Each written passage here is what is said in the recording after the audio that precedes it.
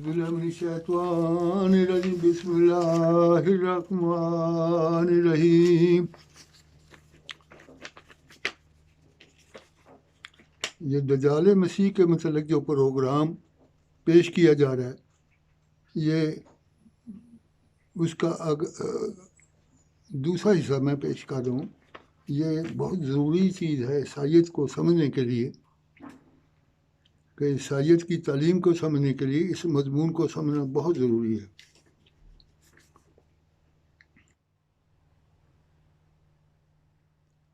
یہ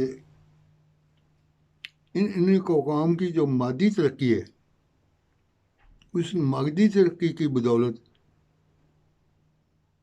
جو انہوں نے ان اقوام نے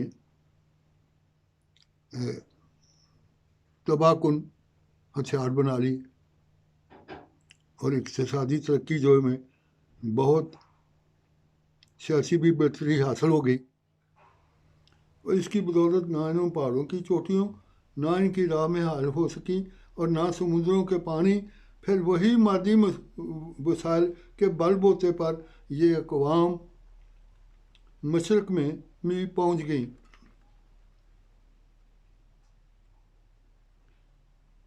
اور مغرب میں بھی انہوں نے شمالی علاقوں میں زیر کا لیا، اور جنوبی علاقوں پہ اپنی تسلط میں جما لیا. مغربی اقوام کی عظیم الشان ترقی کو دیکھ کر شاعر مشرق ڈاکٹر اقبال تو آج سے ایک صدی قبل پکار اٹھے، کھل گئے یاجوج ماجوج کے لشکر تمام، چشم مسلم دیکھ لے تفسیر حرف ینسلون. حضرت مسیح علیہ السلام نے جو الہام کی روشنی میں فرمایا کہ ذوالقرنین آپ ہی ہیں، اور یاجوج ملک حملوں سے بچانے کے لیے آپ نے روحانی ایک دیوار قائم کرنی ہے.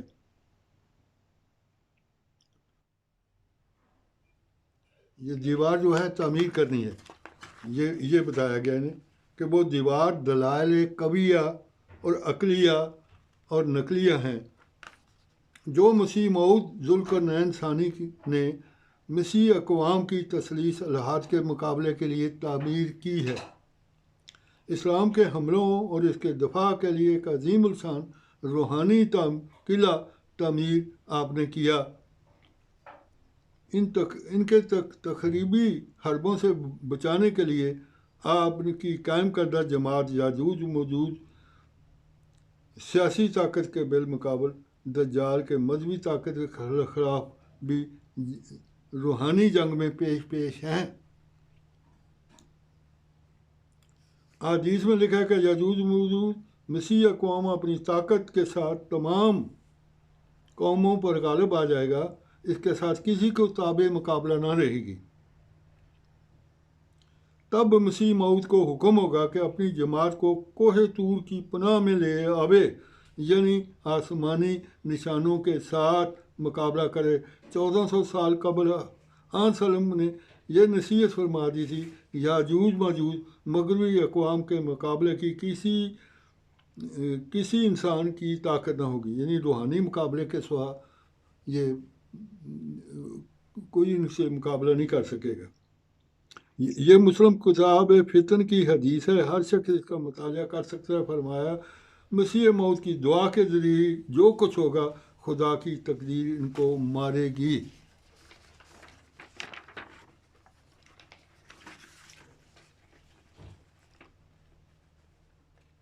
حضرت مسیح موعود علیہ السلام فرماتے ہیں یہی قوم وہ آخری قوم ہے جس کے ہاتھ سے طرح طرح کے فتنوں کا پھیلنا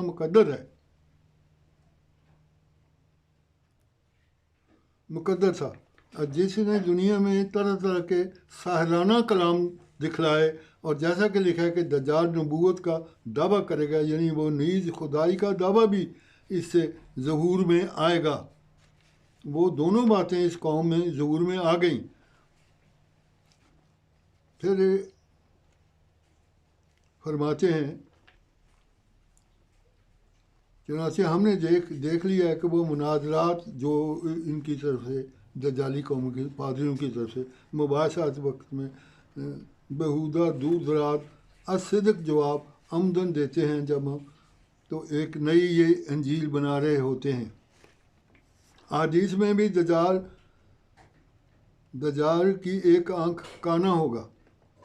دجال کا کانا ہونے سے شارحین حدیث نے دجال کا دینی پہلو سے لا علم بے بہرا ہونا مراد لیا ہے، اور پادریوں کا گروہ دجل، فریب، جھوٹ سے کام لے کر الوہیت مسیح کے عقیدہ دنیا میں پھیلنے میں کمر بستہ تھے، یعنی اس زمانے میں جب حضرت مسیح موعود علیہ السلام ہندوستان میں یہ ان کی حکومت تھی۔ وہ زمانہ ہے کہ عیسائیوں کے تعصبات، تنگ نظری، وہم پرستی، ان کے باطل عقیدہ اور الوہیت مسیح نے وہ گل کھلائے۔ اس پر مولانا شبلی فرماتے ہیں کہ علمی گروہ نے پادریوں کے ہی خیالات اوہام کو مذہب سمجھا ہوا ہے۔ اسی بنا پر ان کی رائے قائم ہوگی کہ جس کا نام مذہب ہے وہ علم اور عقل کے خلاف ہے۔ یہی ابتدائی خیال جس کی بات گزشت یورپ میں گونج رہی ہے۔ ماخذ الکلام ابوالکلام۔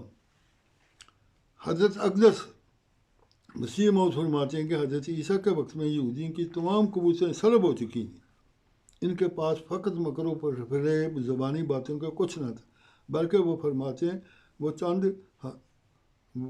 دو چند مسلمانوں کو تھی۔